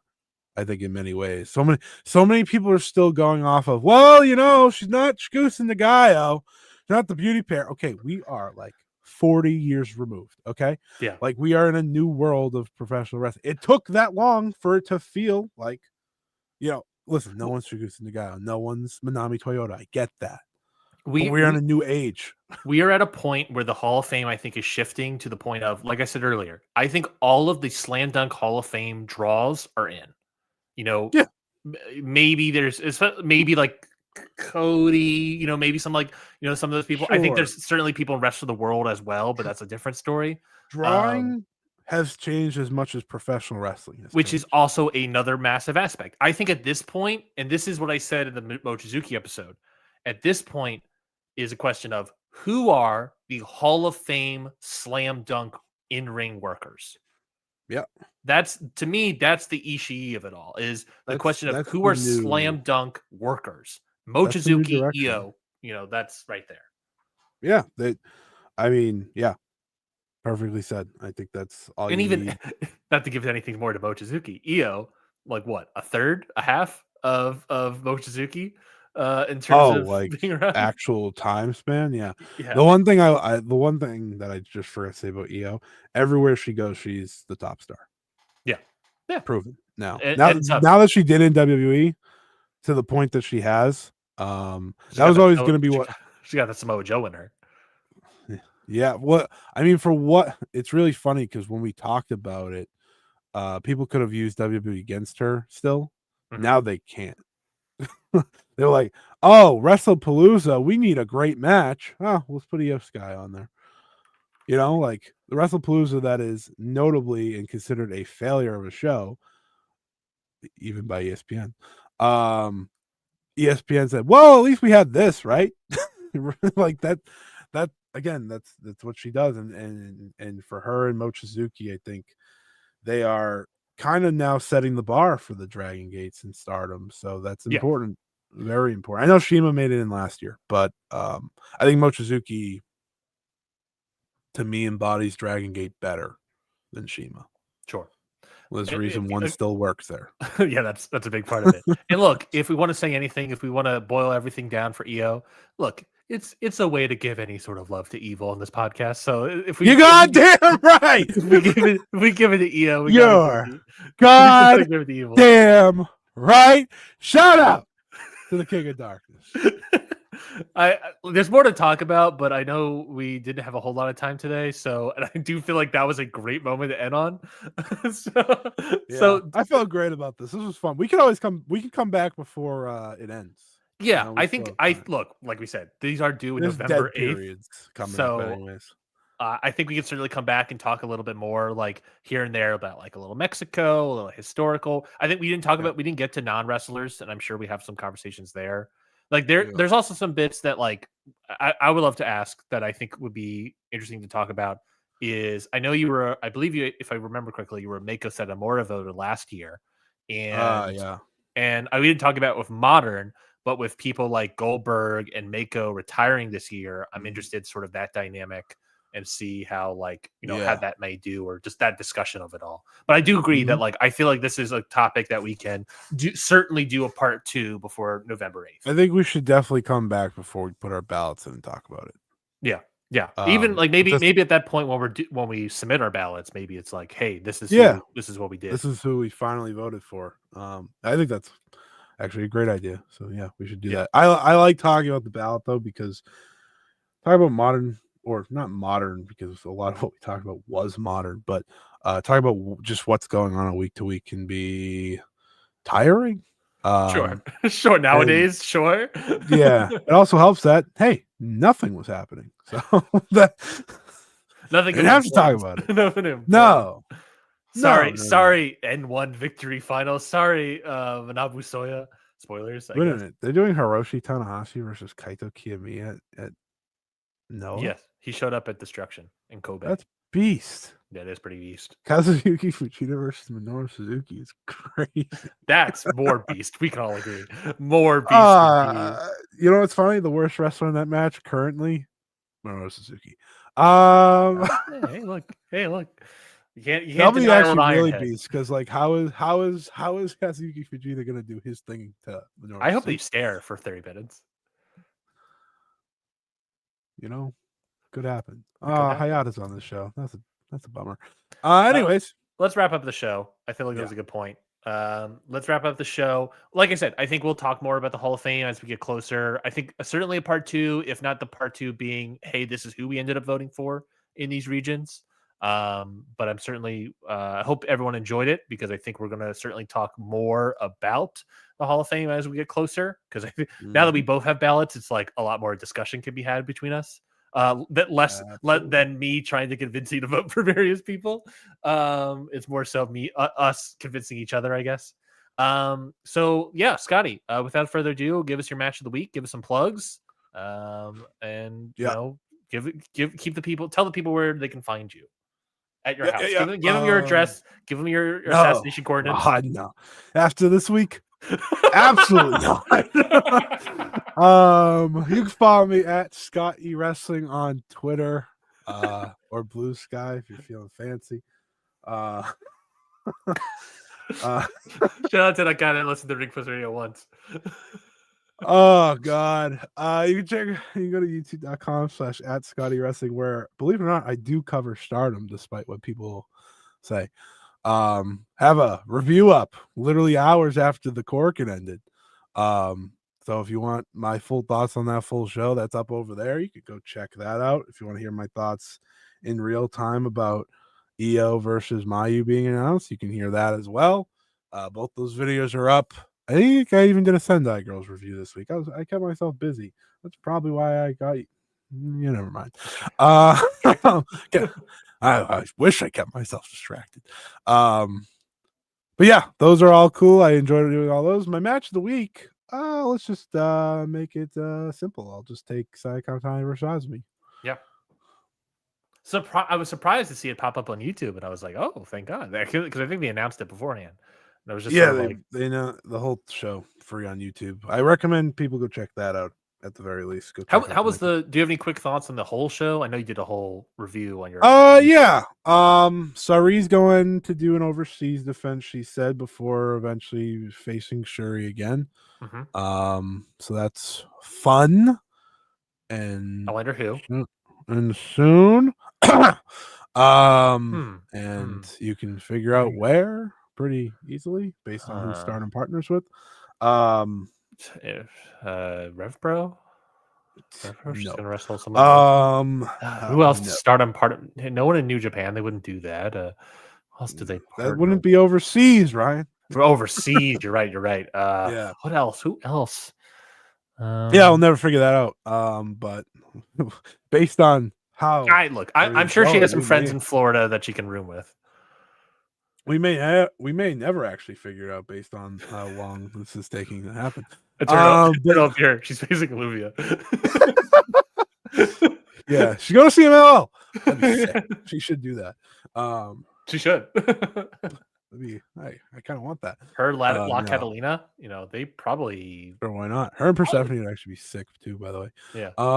Yeah, her and La Catalina did crossover because La Catalina, I think, has said she wanted to face Sorry. Anyways, that was cool. Hanako won the future belt against Hina, so that's fine. Yeah, but unfortunately, they kind of told you that they're going away from Sari versus Saya Kamitani without telling you. To the point where Saya Kamitani has deleted her tweets that were talking to Sari online. Really? What is happening? What is, if not that, then what's the plan? I don't know. At this point with like Saya is because Momo's challenging before Queendom. Yeah. And look, they have made that official. And to be honest, is Saya Kamitani versus Momo at the end of the year enough juice? Like, here's the thing: Saya Kamitani is enough juice.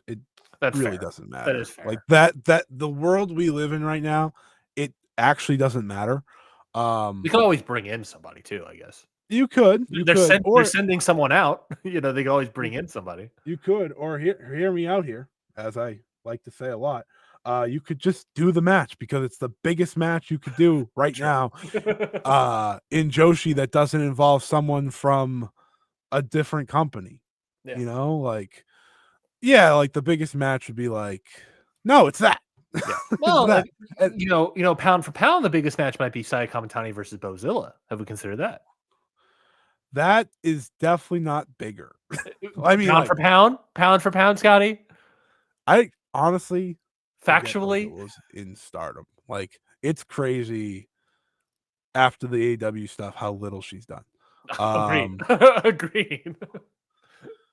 It's actually, it's insane. But yeah, they seem to be running away from that. They're going back to Shuri for Shuri, which, like, yeah, that's fine. They're gonna have a fantastic match. I get it, but like, you wrote the story for 3 months, and then you're like, I don't know. Whatever. I'm verbally getting upset about it because I think it's silly that we're not doing it. But it is what it is. Otherwise, yeah, the Stardom show was a good one. Nice Pat Korakuen. Made it great. Main event great. Momo's gonna wrestle at the Crimson Nightmare show at Oda Awards, so she's not getting the Ryogoku main, which marks what would have been 3 years in a row, for what it's worth, of that being the case in Stardom, because Suzu wasn't going to either when she won. Obviously, she ended up getting her shot at Queendom because Tam got hurt.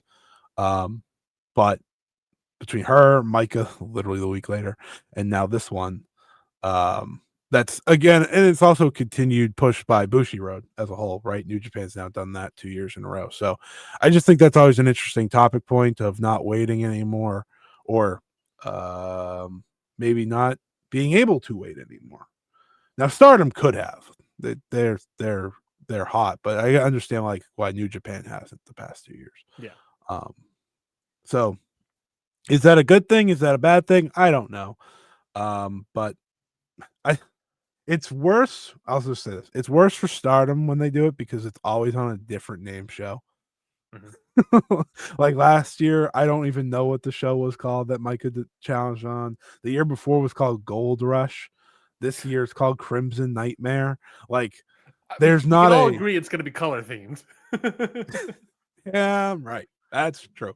But yeah, you made me go on about that. But yeah, Stardom's a weird world, but it's still an exciting one when Sayaka Otani's on top. So that's what matters. That's certainly true. My plugs are unless you don't like Sayaka Otani, by the way, then you have no part of you wants to watch Stardom, and that's fine. My match of the week is going to be from the N1 Victory finals. I watched it this morning while in the bathtub. Imagine that. It was the not the finals themselves, though I did really like it. I think it was a great match with Jack Morris giving a really great performance in it. It was the semi-main event, the junior heavyweight tag team title match, Alpha Dragobane versus Alejandro and Kai Fujimura. 11 minutes and 50 seconds that flies by. It's so great, the action in this. The lucha stylings, I guess you could say. You almost just made me die, by the way. Yeah, it was like 12 minutes of a high spot. It was so good. It was crazy. So yeah, go check that out if you haven't. You should. I see Eternal Appear in the chat is shouting out that as well. So obviously go check out that match if you can. I just wanted to give a weird fact here in a second, but keep going. Well, then I'll say my plugs, which are going to be that you can listen to Ring Post Radio wherever you get podcasts. Subscribe to the Countout Network to listen to even more, to get the YouTube stuff of this. Watch this YouTube video version live if you so choose. The ballot is going to be a big month for the ballot for October. I believe on Wednesday is October 1st. I'll just do a solo episode describing the ballot itself and just giving some stats and figures of as we start the season of voting season. Then the week after that, October 8th, there'll be an episode about Sweet Daddy Siki from Greg Oliver. If you don't know who Greg Oliver is, he is a very long-term historic wrestling historian. He was extremely good friends with Sweet Daddy Siki. And he was the guy that pretty much reported on his death as well, sadly. So this is a massive sort of emotional story to a certain degree regarding Sweet Daddy Siki's Hall of Fame case, but it's honestly the perfect person to discuss it. And then October 15th is Alan Forel and me discussing Masaki Mochizuki. That's where you're going to get a lot of Alan Forel talking about Mochizuki's in-ring, a lot of me talking about drawing numbers, and then, of course, historical significance talks. And then from there, I can't say for certain exactly what it'll be. My hope is for the 22nd to be an episode about Bill Mercer, since along with Sweet Daddy Siki, he is the other new person that got added on super late, after they passed away. So I'm hoping to have an episode by Bill Mercer. If not, it will probably be an episode or two about the following week as well of me discussing, like, similar to we did the ballot, solo of me talking about, like, hey, this is who I'm going to vote for. These are what I'm thinking. But it's basically going to be like my public ballot at that point. Yeah. So I'm hoping to get another Bill Mercer episode, but I'll certainly get a solo of my public ballot before I submit it to Dave. And so we'll wait to see what that is. So at the very least, the next 3 weeks for the ballot, you're going to get all new audio from me on the 1st, the 8th, and the 15th, discussing some more cases for the whole thing. Can I give my stupid fun fact now? Sure. Thank you. Out of the 4, main Grand Prix tournaments that just happened, so N1, Dreamstar, 5-star, G1. Get dunked on, All Japan. That wasn't a Grand Prix. Oh, yeah. Well, it's a round robin. Oh, no, it wasn't round robin. No, it was something that the Royal Road. It's just a single elimination. Yeah. 3 of the defenses are happening at Sumo Hall, and I find that unique and kind of fun. Mm-hmm. Could have been all 4, but Stardom said, "Sorry, Momo, you're not good enough for that." So whatever.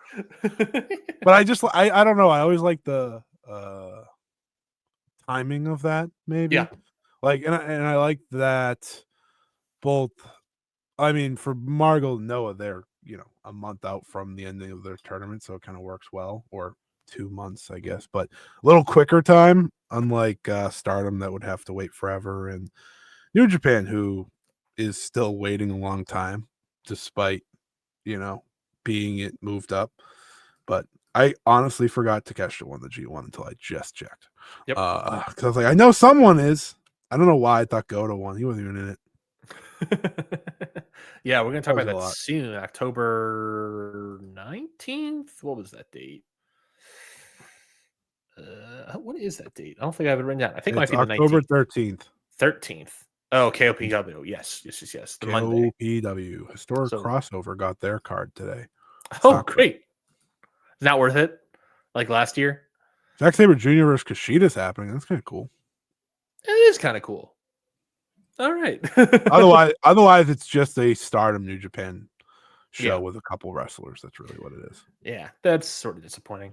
Well, next week, we'll weekend actually. Fun fact. Yeah, next week. I think it's next week on the 5th, if I'm not mistaken. Yep. So next week, we'll be back next week for all new episode of Ring Post Radio. Maybe we'll have some thoughts on Destruction and Kobe if they last long enough in our brains for a week. We'll preview, I don't know, Crown Jewels that weekend in Perth. I doubt we'll preview that. Bound for Glory. I don't know. That's a big TNA show, so maybe we have to preview that. And we can laugh about it. We certainly laugh about it. Laugh at the card for sure. And and my plan is to try to watch the Smashing Machine this weekend. So Scotty, there's a good chance that you and I are going to watch and talk about the Smashing Machine. I'll try to do that. The new Rock movie. So we'll see. That's the plan, I guess. I just have to convince my friend. We just have nothing for our shows, huh? Well, when you cut out WWE, I guess we might be forced to discuss WWE at least for that week. But at least it's not a Saudi Crown Jewel show. I guess that's better. I don't know. Anyways, that week I know some good Australians. We like them. Yeah. Shout out to Trent. Shout out to Trent. Shout out to Raph. Shout out to everybody. We'll talk to you all next week on another episode of Ring Post Radio. Until then, everyone, enjoy your Taco Bell.